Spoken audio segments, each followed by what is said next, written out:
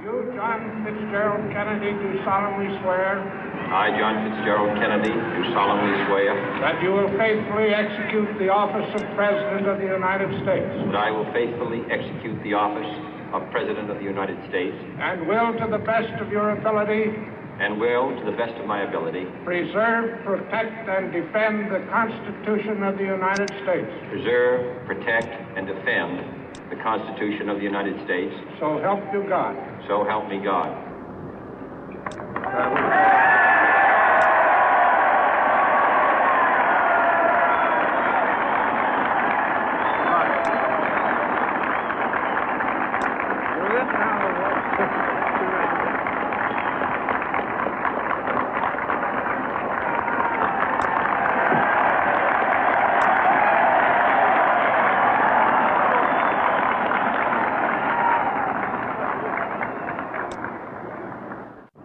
Vice President Johnson, Mr. Speaker, Mr. Chief Justice, President Eisenhower, Vice President Nixon, President Truman, Reverend clergy, fellow citizens. We observe today not a victory of party, but a celebration of freedom, symbolizing an end as well as a beginning, signifying renewal as well as change. For I have sworn before you and Almighty God the same solemn oath our forebears prescribed nearly a century and 3/4 ago. The world is very different now, for man holds in his mortal hands the power to abolish all forms of human poverty and all forms of human life. And yet the same revolutionary beliefs for which our forebears fought are still at issue around the globe. The belief that the rights of man come not from the generosity of the state, but from the hand of God. We dare not forget today that we are the heirs of that first revolution. Let the word go forth from this time and place to friend and foe alike that the torch has been passed to a new generation of Americans born in this century, tempered by war, disciplined by a hard and bitter peace, proud of our ancient heritage, and unwilling to witness or permit the slow undoing of those human rights to which this nation has always been committed and to which we are committed today at home and around the world.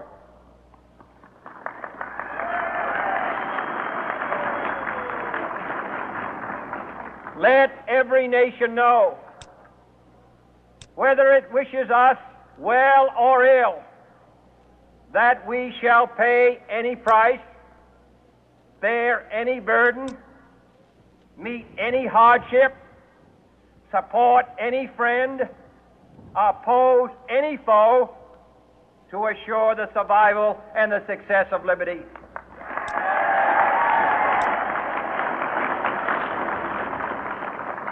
This much we pledge and more.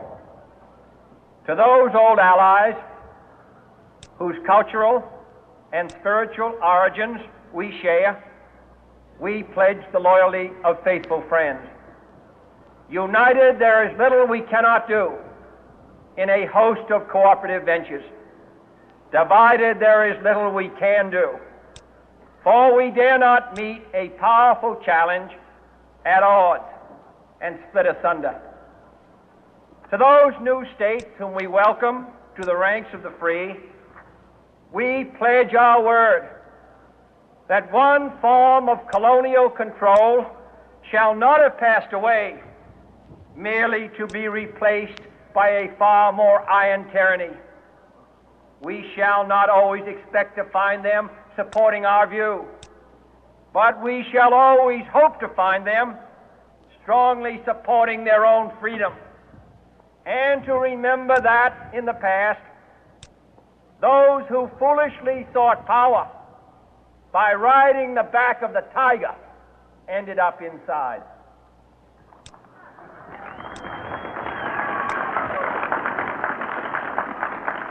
To those people in the huts and villages of half the globe struggling to break the bonds of mass misery, we pledge our best efforts to help them help themselves for whatever period is required, not because the communists may be doing it, not because we seek their votes, but because it is right.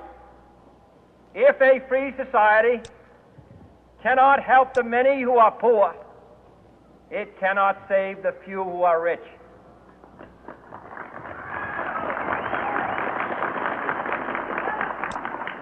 To our sister republics south of our border, we offer a special pledge to convert our good words into good deeds, in a new alliance for progress, to assist free men and free governments in casting off the chains of poverty.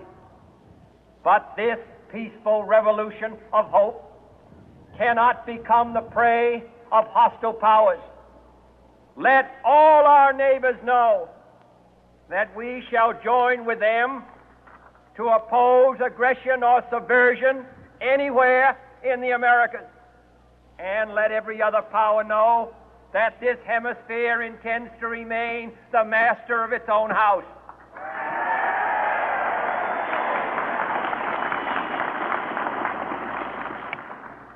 To that World Assembly of Sovereign States, the United Nations, our last best hope, in an age where the instruments of war have far outpaced the instruments of peace, we renew our pledge of support to prevent it from becoming merely a forum for invective, to strengthen its shield of the new and the weak, and to enlarge the area in which its writ may run. Finally, to those nations who would make themselves our adversary, we offer not a pledge, but a request that both sides begin anew the quest for peace.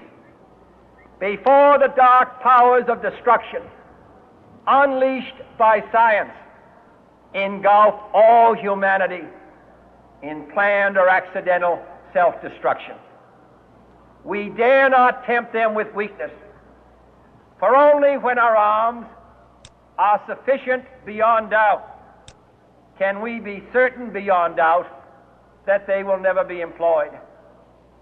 But neither can two great and powerful groups of nations take comfort from our present course, both sides overburdened by the cost of modern weapons, both rightly alarmed by the steady spread of the deadly atom, yet both racing to alter that uncertain balance of terror that stays the hand of mankind's final war.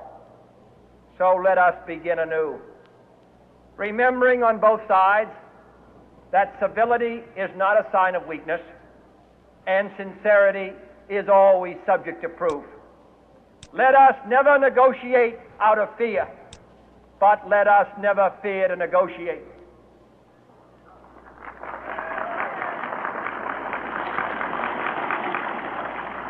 Let both sides explore what problems unite us, instead of belaboring those problems which divide us. Let both sides, for the first time, formulate serious and precise proposals for the inspection and control of arms, and bring the absolute power to destroy other nations under the absolute control of all nations.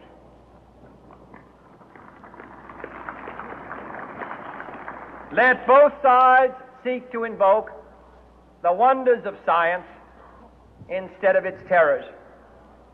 Together, let us explore the stars, conquer the deserts, eradicate disease, tap the ocean depth, and encourage the arts and commerce.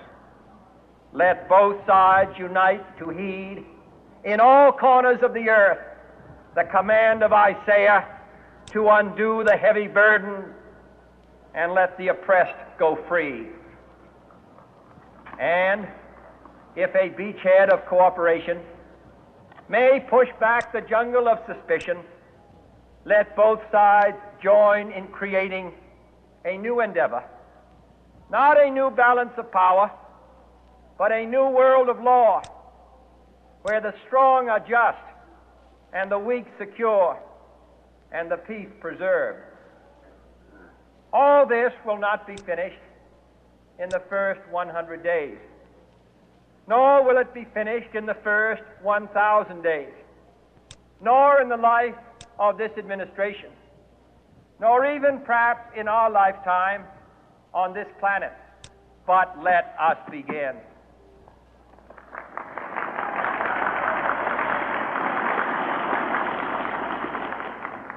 In your hands, my fellow citizens, more than mine, will rest the final success or failure of our course. Since this country was founded, each generation of Americans has been summoned to give testimony to its national loyalty. The graves of young Americans who answered the call to service surround the globe. Now the trumpet summons us again, not as a call to bear arms, though arms we need, not as a call to battle, though in battle we are, but a call to bear the burden of a long twilight struggle, year in and year out, rejoicing in hope, patient in tribulation, a struggle against the common enemies of man, tyranny, poverty, disease, and war itself. Can we forge against these enemies a grand and global alliance, north and south, east and west, that can assure a more fruitful life for all mankind? Will you join in that historic effort?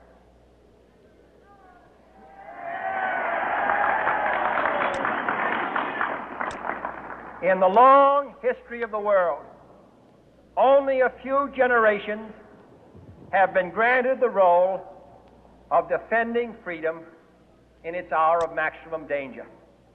I do not shrink from this responsibility. I welcome it.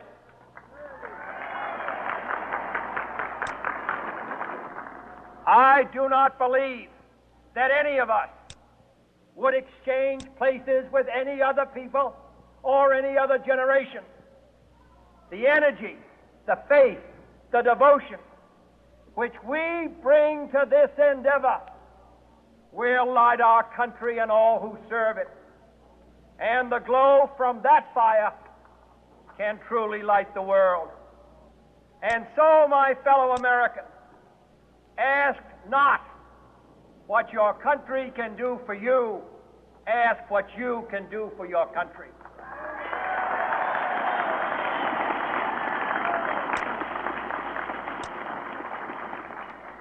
My fellow citizens of the world, ask not what America will do for you, but what together we can do for the freedom of man.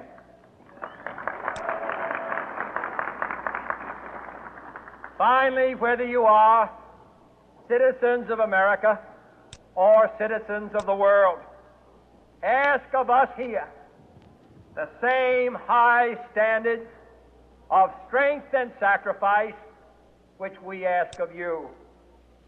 With a good conscience, our only sure reward, with history the final judge of our deeds, let us go forth to lead the land we love, asking His blessing and His help, but knowing that here on earth, God's work must truly be our own.